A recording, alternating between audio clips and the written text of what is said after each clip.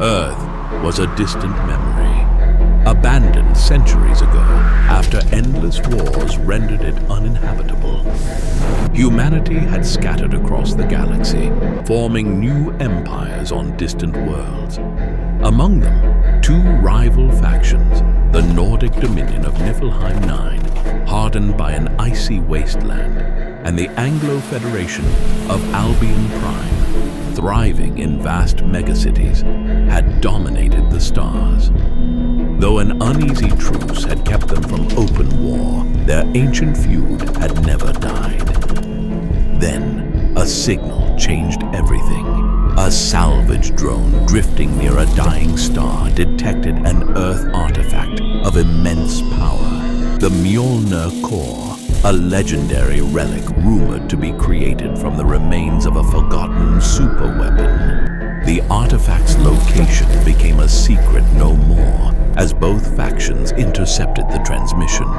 The balance of power was about to shift forever, and neither side would allow the other to claim it.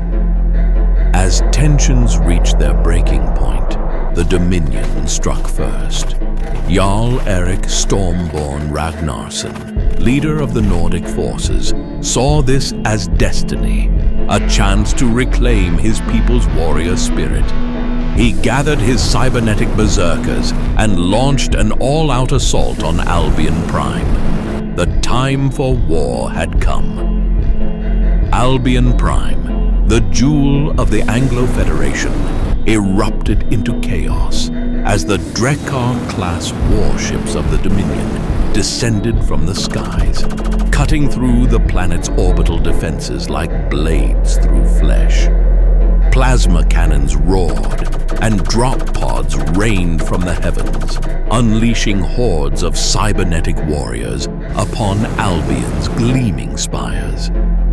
Valkyrie drones, programmed with the consciousness of fallen Viking warriors, streaked across the battlefield, collecting the dead for digital resurrection. Lord Arthur Pendrake, Supreme Commander of Albion's military, activated the Exo Knights, warriors encased in nano-forged armor, wielding energy swords forged from collapsed star cores. With tactical precision, they counterattacked, cutting down waves of Nordic raiders, while Templar tanks rolled through the war-torn streets, unleashing their devastating Hellfire missiles. It was a brutal clash between steel and fire, where ancient traditions met the cold precision of advanced warfare. Despite Albion's technological advantage, the Nordics fought with a ferocity beyond logic, driven by their belief that the Mjolnir core was rightfully theirs. Erik, leading from the front, carved through enemy lines with his plasma battle axe, a relic of his ancestors reforged for the new age. Albion's defenses were holding, but for how long? Deep within Camelot City, the heart of Albion Prime, the Mjolnir core pulsed with unknown energy beneath the ruins of the Hyper Tower of Avalon. Its power was immeasurable, its origins lost to time. Albion scientists had barely begun their research when the war reached their doorstep. Whoever claimed the core would dictate the fate of the galaxy. Knowing the core's importance, Pendrake ordered a last stand at Avalon, dispatching his most elite Templar guard to hold the tower at all costs. Meanwhile, Erik and his berserkers pushed forward, smashing through resistance with reckless fury. The battle had become more than war. It was a struggle for divine power, a test of who was truly worthy to inherit humanity's greatest secret. As Albion's forces fell back to Avalon's gates, Erik and Pendrake finally met face to face. The Viking warlord, his cybernetic eye gleaming red, clashed blades with the noble Exo Knight commander. Their duel was not just about survival, it was about Legacy. Blow after blow, Eric and Pendrake fought atop the hyper tower, their weapons clashing like thunder against a storm. Every strike sent shockwaves through the crumbling structure, each warrior fueled by centuries of history, pride, and the unrelenting need to claim victory. Their battle became the embodiment of their civilizations, honor against power, fury against discipline. Meanwhile, in the depths of Avalon, the core began to stir. As the conflict above reached its peak, the ancient artifact awakened, releasing pulses of energy never before recorded. Scientists monitoring it barely had time to react before the core sent a surge of power across the city, activating something deep in the cosmos, something watching. The combatants felt it, a shift in the air, an unnatural silence. Then, the sky darkened, not from fire or smoke, but from something worse. A fleet unlike anything humanity had ever seen descended from the void. The Eldar Dominion had arrived. From the depths of space came the Eldar Dominion, an ancient, cold, and calculating alien empire that had observed humanity's wars for centuries. The Mjolnir Core's activation had triggered their final judgment. Humanity had squandered its intelligence on endless war and was unworthy of existence. The time for annihilation had come. Their warships, sleek and black as the void, blotted out the sky. Thousands of void-born hunters, humanoid creatures infused with living metal, descended like spectral wraiths. Their weapons ignored armor, bypassing shields with quantum disruption. They were designed to kill humans efficiently. The Vikings and Anglos, exhausted from their battle, were now forced to fight together. Eric, bloodied but unbowed, extended his hand to Pendrake. "We fight together, or we die alone." The Anglo commander gripped his forearm. "For Earth, for our people." Enemies for centuries, now brothers in arms.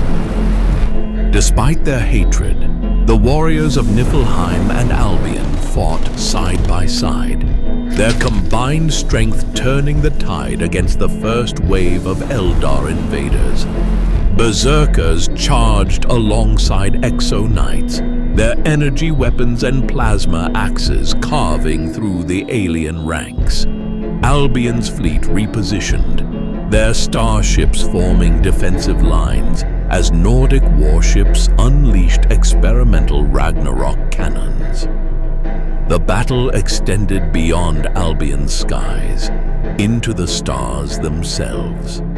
Fleets clashed in high orbit, dogfights lighting up the void in a chaotic ballet of destruction.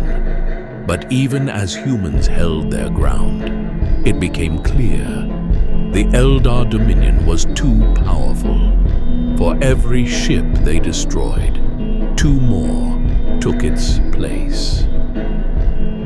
In the depths of the hyper tower, the Mjolnir core pulsed, reacting to the battle.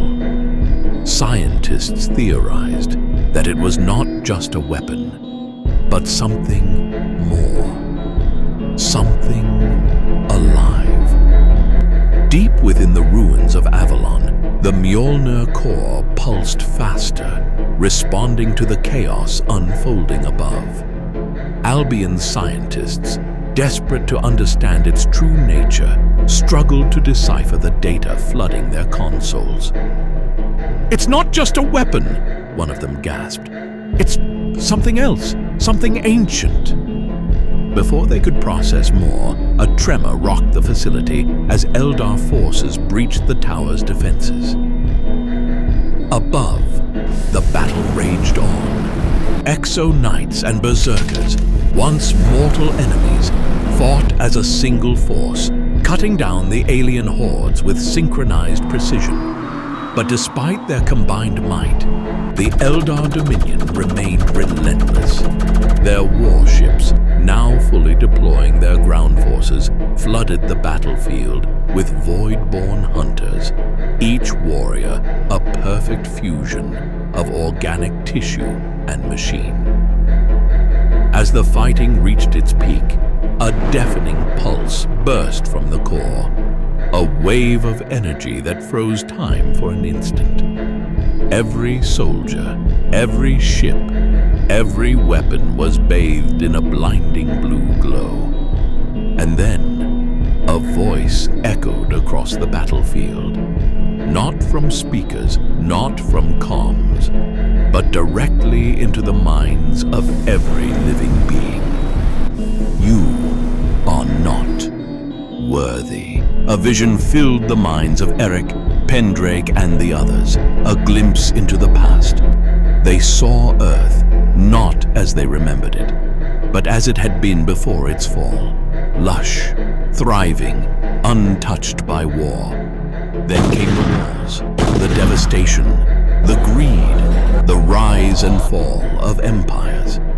The vision raced through time, revealing the true nature of the Mjolnir core. A construct built by an ancient precursor race meant to test the worth of those who sought its power. The Eldar Dominion had not come as conquerors. They had come as judges. They had encountered the core before in civilizations that had long since crumbled. Each time, the core had activated in response to war, and each time, it had decided against those who fought over it. The core was not just an artifact, it was an executioner, a machine designed to erase those deemed unworthy. As the vision faded, the battlefield changed. The core's energy surged through the sky, forming towering figures of light, echoes of those who had failed the trial before. The Eldar, unfazed, raised their weapons. "This is the end of your species," their leader, a towering figure of obsidian armor, declared. "The core has judged you. Now you will be erased." For the first time in history, humanity was united, not by a treaty, not by politics, but by the will to survive. Eric, still reeling from the vision, gripped his plasma battle axe and looked at Pendrake. "I refuse to be judged by the ghosts of dead civilizations," he growled. "If we are to die, we'll die on our feet." Pendrake, his armor scorched but his resolve unshaken, nodded. "Agreed. We may not be worthy in their eyes, but we are still human. And humans don't kneel." Raising his energy sword, he gave the order. "All forces, attack!" The final battle began, not just against the Eldar, but against the core itself. The entity, now fully awake, began unleashing waves of destruction, turning reality itself against them. Buildings twisted, gravity shifted, and time fractured in unpredictable ways. But the combined might of humanity fought back. Exo-knights shielding berserkers, Nordic warships crashing into Eldar vessels, and cybernetic Valkyrie drones hacking into enemy systems, turning them against their masters. In the chaos,